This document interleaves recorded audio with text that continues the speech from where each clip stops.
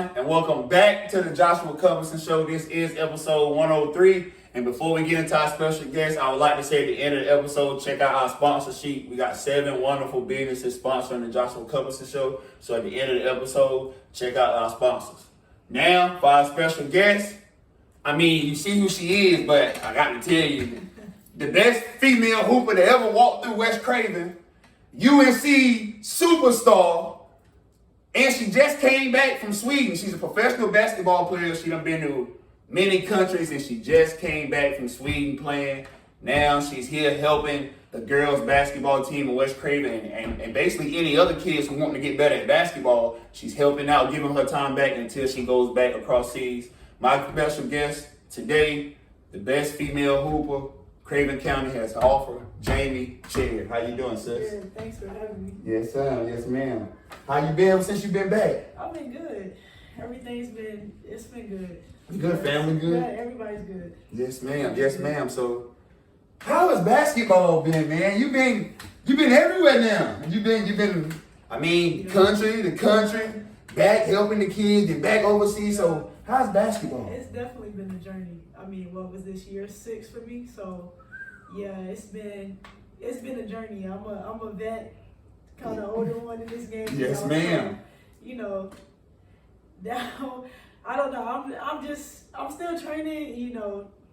Continuing to keep my body healthy and yes, ma'am. To stay right and stay ready and fit. So it's really been a journey. That's all I can say. It's been a journey. Yes, ma'am. So you just recovered from an injury. Correct. Yes, ma'am. So talk about that process and inform everybody what that injury was. So I broke my leg. I broke my fibia, my tibia, and my femur. So pretty traumatic. So it's been a process. What was your mindset? I battled with that because at first, I definitely was in a bad spot, mentally. I was in a dark space, but I've always been motivated. We grew up together. Facts. Basketball. So basketball has always been one of our top priorities. So just having that hunger and that love for the game, just wanting to get back out there, knowing that it was definitely going to be a journey and it was definitely going to be tough, but it's possible. And with the correct rehab and, the correct, training, I'll be back in no time. And luckily, I was able to get back quicker than what everybody expected. How long they had you out? Well, how long did they say you was going to be out? They thought I was going to be out for a year, possibly 2 years, and I think I came back within 9 months. Yeah, you wasn't here. Hey, y'all don't know who I know. She wasn't staying out for no year. Yeah. she wasn't having that. Yeah. For real. So coming back, getting back on the court, talk about that process. Was it hard mentally? You broke your leg. I know that's the first time it ever happened. See, surprisingly, mentally, I was good. I think for me, it was physical. That was really tough. Trying to, obviously, I wouldn't get back to 100% of me, which is always mentally tough because we always want to be our best self. But I came to terms I'm older. Your body is not going to be the same as it was when I was younger. So it's more so just trying to get close to as 100% as I can. And I think that's definitely been the battle. And, I've been getting there every day, giving 1% every day. That's a fact. So talking about your journey, and then you just decide to start helping back kids. Right. You're overseas playing professional ball. Right. You come back. What makes you want to jump into I want to train these kids. These kids need my knowledge. They need to see somebody that's been there, done that. What was the process behind that? Well, obviously this year was probably one of the first years I actually sat down and watched high school basketball. Right. Even when I was across the river, I actually watched the high school basketball. I actually studied it. And this game needs people like us, we've been there, we've done that, we've lived through that experience. We know what it takes to get to the next level, and that's what these kids need. They need to hear it, they need to see it, they need our knowledge, they need for us to get out there and show them what to do. So, obviously, wanting to do exactly what you're not necessarily wanting to train like you do, but just give knowledge, encouraging words. Even if I can't get on the court and physically do it with them, I can still teach them in other ways. So for me, that's big, especially for the women in our community, girls who want to play basketball. It's very important. So that's been a big, huge part of just trying to get basketball back to how it was when we were in school, in the community. So that's definitely been one of the big things for me, as in why like I decided to help kids. Whoever wants to pick my brain or whoever wants to call or chat or whatever, I'm here. That's a fact. I'm here for it. What's the biggest challenge you see within the girls you're helping today? Like, what's the biggest thing you see that they all need to work on, or they all need to come together and be like, hey, we need to really pay attention to detail on this part of the game? And it's funny you just said that. That's a big thing. Pay attention to detail.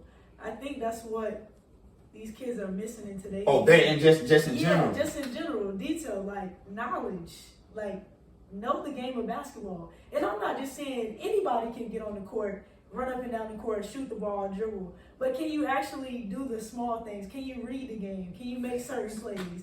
Can you do this? Can you do that? And I think that's what's missing. Like every time I watch the basketball, I find myself saying like, oh my God, this kid can be so good if they just knew actually the game of basketball. Basketball awareness. Yeah, IQ. awareness, IQ, footwork, like all the little things matter that these kids don't realize matter. That's what gets you to the next level. Even more so being a great teammate, having a great attitude. Like it's just small stuff that I think like these kids are really missing. And I beat myself up over it. Every time I watch it, I'm like, oh my gosh. Like, it gets to a point where I'm like, I cannot watch it. Like it really gets because me. you know how Exactly. Like it really gets me, and I'm just like, oh my gosh, like we have got to teach these kids like the fundamentals of basketball. That's a fact. Yeah. So from seeing them today, from actually being out there now helping them and knowing how the game was when you played it. Right. What's the biggest difference that you see from the women now and the women when you played? Obviously knowledge and definitely like athletic ability. Like I feel like back in our time, we were overall athletes in general, not just in terms of basketball, like overall athletes. Like not just y'all, but the competition too. Competition, like it was a lot tougher. And I just feel like these kids, they don't really, when they hit adversity, they just tank. Facts. They never went through it. So I think mentally, that's a big difference in today's like generation of basketball players. That's a fact. Do you want to be a coach? Is that a goal for Jamie Cherry? I mean, I know you still playing ball. You just came from Sweden. You about to go to the next country. But is being a coach is a goal? Is that a real goal for Jamie Cherry? We would love to have you as a coach now, Yeah, I feel like everybody wants that for me, but I'm not sold on I want that for myself. Now, don't get me wrong. Thanks. I will help any kid that wants to be helped, but overall, I don't know. I don't know if after I'm done playing, if I want to continue in the basketball world, if that makes sense. Like I enjoy by far watching it, but I don't know if I want to continue to, be in the basketball world, like as far as tied in it, like you are now. like as far as like, cause I'm playing and like coaching, it's not the same thing, but it's the same thing. I'm still doing traveling, doing all stuff. I'm just on the sideline, so I don't even know if I really want that for myself. Facts. So I guess time will tell. Time will tell. Facts. But it's a thought that everybody, we see you out there, we see you on the sideline, we like, hey, man, she's gonna be the next girls coach for. Man, we need her. We want her. We would love her to be. Right. I mean, them girls, they need you bad. Right. They need somebody that's been there, done it. I mean, don't get me wrong. I love being out there. I love helping the kids. I love seeing kids get better. Facts. More than anything. And I mean, obviously, that's our school, so we want to do facts. whatever we can do to help our school be successful. And at the end of the day, it's about the kids. Whatever it takes to get these kids to the next level, not only if it's basketball, school, like just to help them become better women and men at the end of the day. That's a fact. And build them up and get ready for the real world. So that's really the ultimate goal. Well, tell me, what's the next? I mean, I know you still play professional ball, but after professional ball, what does Jamie Cherry want to do with her life? Because you just told me you don't really know if you want to be a coach or not. Right. So I don't know. That's a great question. I think about that daily. What's the second life? Because R.I.P. Kobe, but I look back at Kobe. He stopped basketball, and then he went into a whole different. Right. Yeah, you see what I'm saying? I don't know. We'd have to do it on the next year or two, maybe 3 years later. Facts.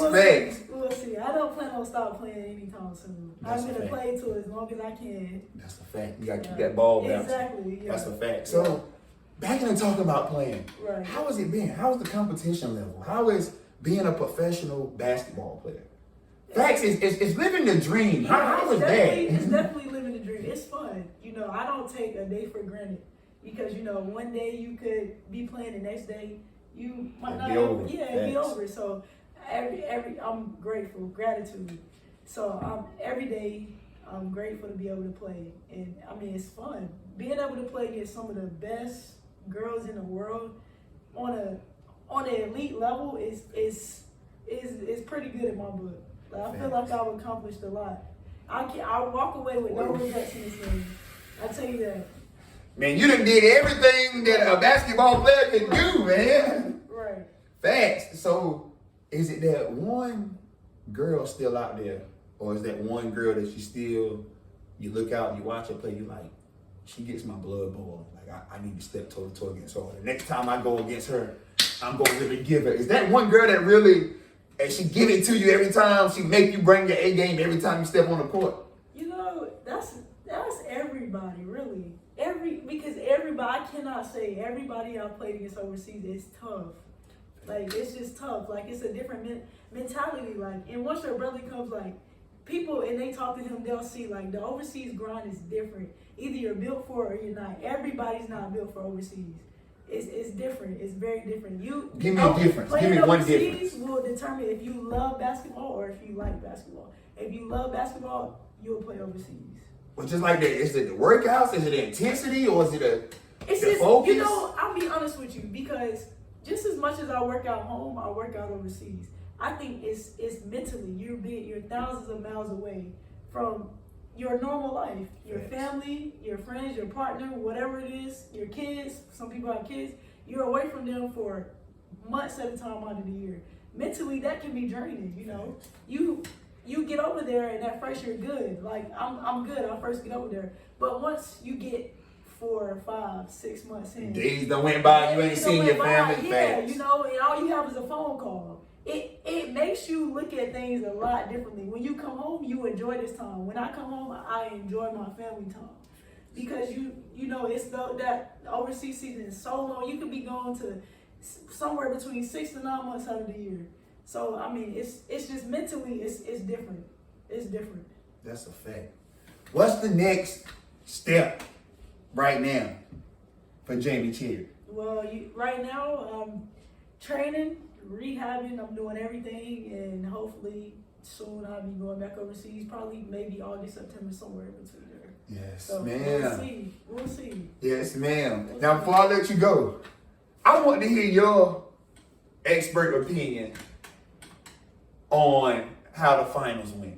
I see some people say on Facebook, this was the most boringest finals we had, and because the superstars weren't in there. But what was you thinking when you was watching it? What was you seeing Nurkic become the elite superstar that everybody think he is? Was you thinking about Jimbo? What was your thoughts? I didn't think the finals was that bad. If I'm being quite honest with you, I really thought it was good basketball. I mean, you got to think, like, this is a Miami Heat team who they weren't even remotely picked to even get to the finals. So that's an accomplishment in itself with the team that they had. Like, you have to think some of their superstars were hurt, so that's a great accomplishment for them. And Tyler Hero was here. Hey, I'm Tyler Hero biased. I love Tyler Hero. Man, he was there. I think we'll win. Nuggets, I mean, they just played, throughout the whole playoffs, just solid. They played the best out of everybody. Just so like a team. Team, they deserved it. So, I'm all for it. I thought it was good basketball. I like watching good basketball. Even if it wasn't no KD or LeBron or Curry No. Obviously, I'm a LeBron fan. I would love to see LeBron fans get to the finals, but I mean, I think it's great that there's not just one team dominating every year. I think it's great to see different teams get to a certain spot in the playoffs or the finals. Like I like seeing a different winner every year. I don't like just seeing one team dominate every year. I like to see more overall basketball, and I think that's what it's becoming. And it's becoming better to look at. This playoffs was pretty good. Facts. It was very good. Yeah, so I enjoy watching it. That's a fact. Now I know you said LeBron James your favorite player. Yeah. Before I let you go, what's in your opinion? What's his next 3 to 4 years panning out? Do he leave? Do he play with Bronny? Do he go play with his son when his son comes to the NBA? Like what is your thoughts? Well, what do you want to see? I don't know. Obviously, I want to see him keep playing, but you know, I can't be mad at it. I can't be mad. I'm not a parent, but I couldn't be mad at from his standpoint. Like, if I was him, I probably would take a year off and enjoy watching my son play college basketball. Because you don't get that time. You don't get that time back. Like, he's probably gonna play one. You telling him to stop playing in the league for the whole year? The whole year, and just work out and go watch your son play college basketball. Now, this is the first time I ever heard this.